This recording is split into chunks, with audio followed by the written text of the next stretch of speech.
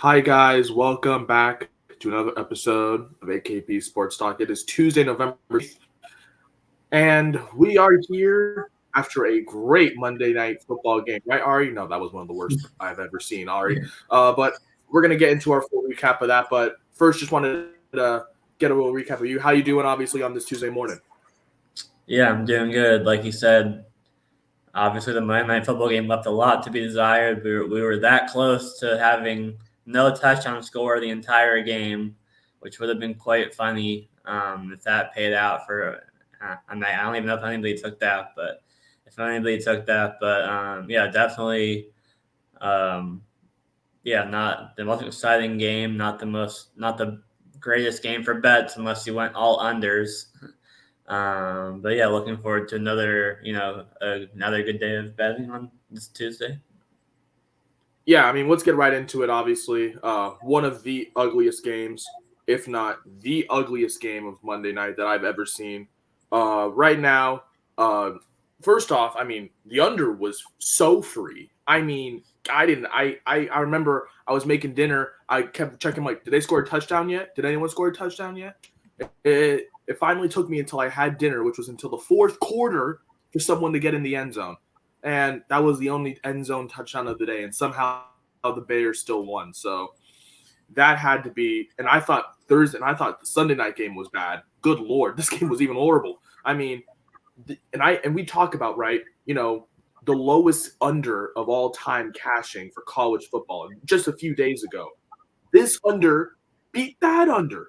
That is crazy. So I'm taking that as a great win right there. And Alexander Madison, this guy, man, I don't even know I don't even know what to say, man. I if you saw that game, right, he had one catch. It was like a third and like forever, and he gained, it was 11-yard catch, and he already had yards, and you're thinking, oh, I'm free. This one's over, and then he has a couple catches that go nowhere and go backwards, and he loses those receiving yards. And that's why I hate receiving yard lines, especially with running backs who don't know how to run upfield, is because they just go backwards. And this is a diss to Alexander Maddox. He's not that guy. Like, he is a better pass catcher, when he has open space. Dalvin Cook, uh him being that lead back, is really what I'm guessing right now is what the Vikings miss out of the backfield right now, because they don't have a good running back system. Madison can't find the lanes. They're not creating space. And that was a tough loss yesterday, especially with just how anemic the Vikings offense was at home. I mean, 4 picks for Josh Dobbs. It was horrible. Yeah, it was not a pretty sight. But that line was an absolute brutal one. I saw it go down to 10.5 on some books, and I got an 11. I got an 11.5, and obviously, where he finished, obviously. So just tough. But obviously, nice to see, Utah late night winner. They don't even need the points because they won the game outright. So, like I said, that line was going down. I got it at 5.5, and then it went down to 4.5. And like I said, this Utah team, they didn't really know how to control Brandon Carlson. And this St. Mary's team, they're good defensively, but they can't really shoot if their offense is not cooking. If they're really really cold like they were last night. They only scored 71 points at home. Yeah, you're not beating that. You're not beating that. So, I mean, you had Madsen, you had Worcester, Brandon Carlson even got neutralized, and they still lost. So, I kind of felt like this Utah team just kind of came in with the right energy. So, that was a great win. They didn't even need the points because they won outright. So, I'll take a 2-1 day with the. Oh, was such a brutal line for Alexander Madison. Ari, I'll get into your recap. I know you had some tough beats with that college basketball bet. How else did everything turn out for you? Yeah, not good. Like you said, the under in the NFL was sweat free, but other than that, Jordan Addison had 39 yards, and Josh Dobbs had one brutal miss where Addison was wide open down the sideline for like a 40-yard gain, and he threw out of bounds. So that was tough. You talked about college basketball, and being streaky and all that, and they finished with 60 points in the first half, and Fresno State had a near 5-minute drought of not scoring 1 point. So that was obviously tough, and the Pelicans was just a bad bet. But The Addison and the first half over and the college basketball were both tough just because Addison was 6 yards short of where I got. And I know it ended at like 46 or 45 and a half, but 44 and a half. But I mean, it would have hit, no matter what. If Dobbs just hit him wide open, the Bears corner got injured on the play. So Addison was wide open it would have been at least 30 to 40 yards. And he threw out of bounds. And the first half over, missed by 7 points with Fresno State going 5 minutes or close to 5 minutes without scoring 1 point. Obviously that's always the risk with college basketball overs is the inconsistency of a lot of these teams and, kids, younger than us, obviously, and their inconsistency of, shooting the ball. So that was tough. But, obviously the under in the NFL game was about as sweat-free as it can get. Yeah, I mean, obviously, like I said, the Nebraska-Iowa game, that was the lowest college football under, and that hit. And then Monday night said, "Now we'll do better." That one hit less than that one. So, and somehow the Bears won in such an ugly game offensively. So that was obviously nice to see us cash there. And Addison, like I said with the whole Vikings offense, Madison, he had 17 yards and went backwards. Addison, he had that 40-yard catch on the sideline that just missed, and finished with 39 receiving yards. So that was a tough beat as well. And I mentioned, college. I mean, it's tough because you see the line so low, and you're thinking, oh well, these teams will probably get there, right?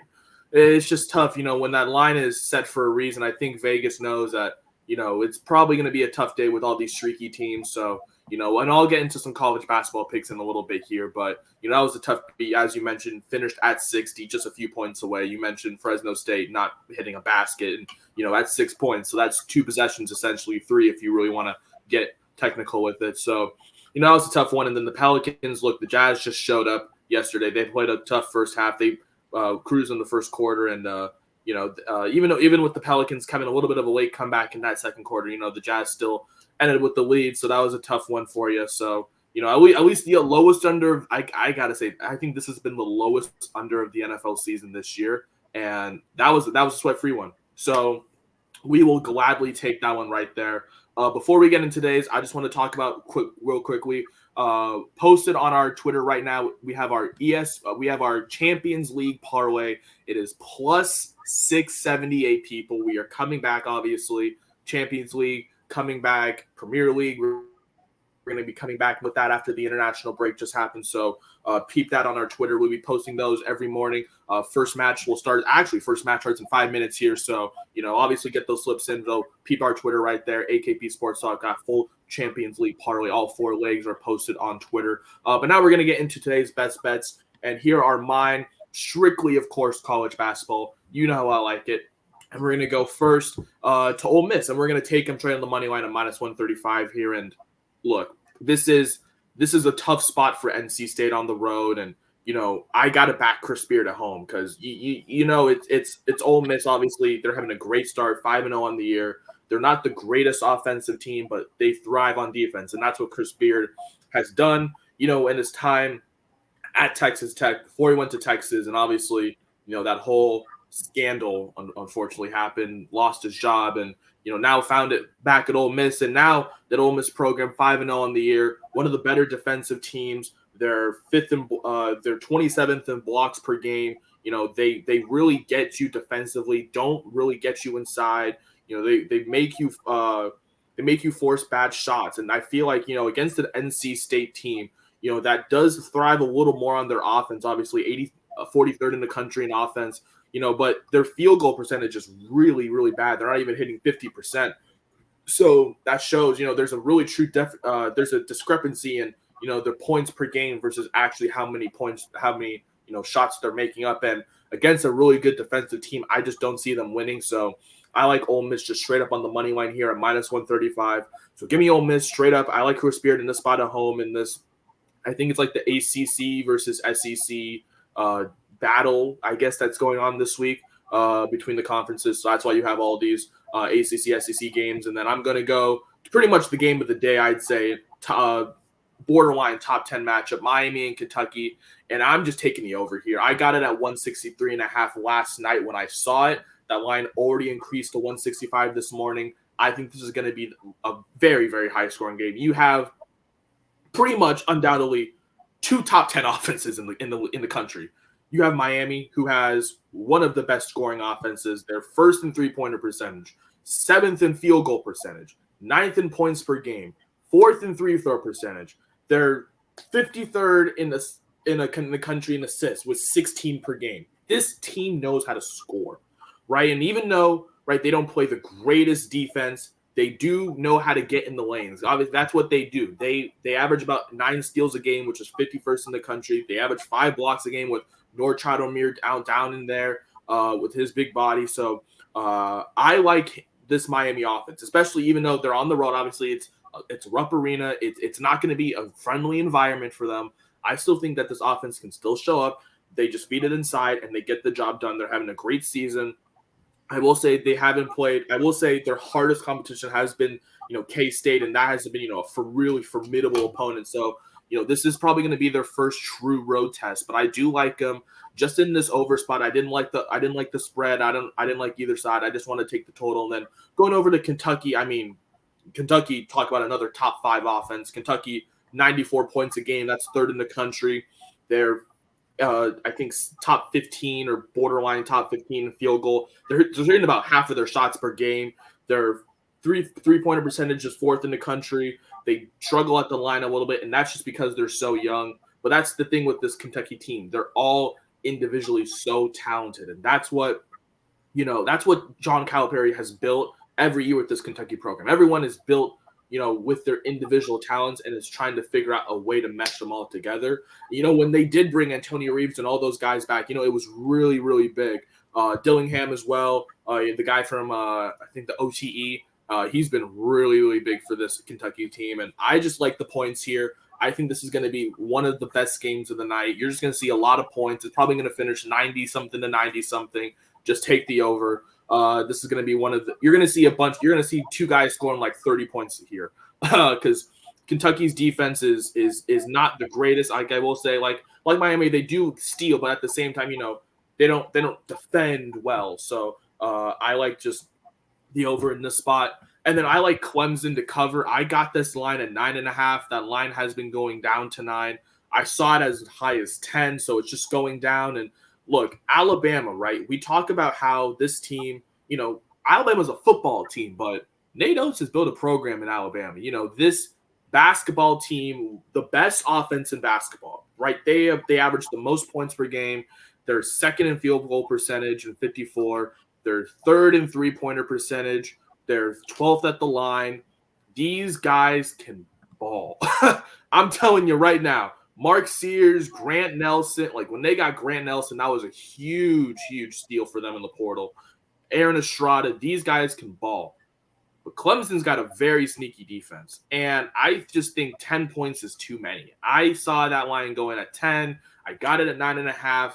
That line's going down to 9. I will take it at 9. I just think that's too many points. I think Clemson makes this a very close game. Obviously, Alabama's at home. And like I said, Ari said, as Ari and I said earlier, these teams who depend on offense so much, and these streaky teams that, when they get going, they get hot, and but their defense is almost atrocious. I mean, this team lost to Ohio State, and Ohio State put up 92. Like Oregon the other day put up 91. Like they don't play defense. This team relies so much on their offense, and that's the problem when you back these teams that depend so much on their offense. That these teams that can play great defensively can make it a really close battle once your offense is not clicking. So I think 9.5 points was way too many. That line's going down. I like it at 9 as well. So give me Clemson plus 9. Those are my 3 plays today. I love these 3 plays. I may even put half a unit and parlay all these 3. I am that confident because these 3 are my favorite plays of the day. Give me Ole Miss straight up on the money line at minus 135. I got the over at 163.5. I like it at 165. And then Clemson plus 9. Like I said, I got it at 9.5, but that line's going down. So those are my 3 plays for college basketball. Ari, What do you got cooking up on this Tuesday? Yeah, right now I just have one college play. I have an NBA play, but I'm looking at the injury reports, and there's just too much uncertainty right now with a lot of players for me to like make anything official. I was looking at Bucks -3, um, Bucks -3 against Miami, but it's already down to -2.5. Butler's questionable. I don't think he's gonna play because he missed practice on Monday, but obviously we don't really know. So what I just have right now is Syracuse money line. They're playing LSU. Both teams are 4-2, so it should be a good game. It's basically even. They're like a 1.5 point favorite. The biggest reasoning, honestly, the really biggest reason why I like Syracuse is because of their 3-0 at home, and this is LSU's first true road game. They've only played at home and in neutral courts. Syracuse is 3-0 on their home court this year, led by Judah Mintz, who's averaging over 18 points a game. I think it's a pretty even. It's a even between talent wise, skill set wise between these two teams, and it's really just LSU's first true road test of the season with them only playing at home and neutral, and Syracuse already being 3-0 on their home court. So that's why I like Syracuse here. Like I said, NBA wise, I was looking at Bucks to cover. I was also looking at Mavericks -3.5 as well against Houston. But there's just too much uncertainty right now early in the morning with the injury reports and whatnot. So the Bucks and Mavs covering are what I was looking at on the NBA slate today. But nothing official right now on either end. But I could have something later in the day. Yeah, obviously, like I said, Ari will probably have more of a decision on the NBA as we get more and more toward the games. Obviously, as we already mentioned, these injury reports. We mentioned this a few times back, but the NBA is very, very finicky with these injury reports, and they'll say someone's doubtful, but then they'll show up on the court and start playing 5 minutes before tip off, and you're like, well, what happened and stuff like that. So Ari will have some more plays for the NBA posted later, but I do like that Syracuse pick on the money line. I was gonna take Syracuse, but I'm a little scared of this Syracuse team. I don't know, how they do, how they fare against an LSU team that has had a really rocky start. After losing to Nicholls State at home and having an up and down season as well. These two teams kind of still figuring themselves out, but I do lean Syracuse as well on the money line, so I do like that pick for you as well. So, and like I said, Ari will have some more picks posted later on our Twitter for some NBA as well once injury reports are finalized and lines get a little more sharper as the day goes on. But for now, we're gonna take Syracuse on the money line for Ari, and then going back to my 3 picks for my college basketball day. Ole Miss on the money line, Miami and Kentucky over 163.5. I got it there, but it's at 165. I will still take it there. And then finishing off with Clemson plus 9.5 for me. I also will take it at 9. That's where the line is at right now. If you want to take it at 9.5, that's to buy some points. That's also to buy some points. That's fair as well. But I like it at 9 as well for that push potential. You can find all these plays once again posted on our Twitter below at AKP Sports Talk. You will find it under our Champions League parlay. I talked about that at the beginning of the video, and then also all these plays for our college basketball slate. And finally, wrapping it up, Ari will potentially have some NBA picks for the games later this afternoon and tonight. But that's going to do it for this Tuesday's episode of AKP Sports Talk. That is Ari. I'm Korea. Thank you guys so much for watching. We will see you guys on Wednesday for another episode. Peace out. Thank you guys.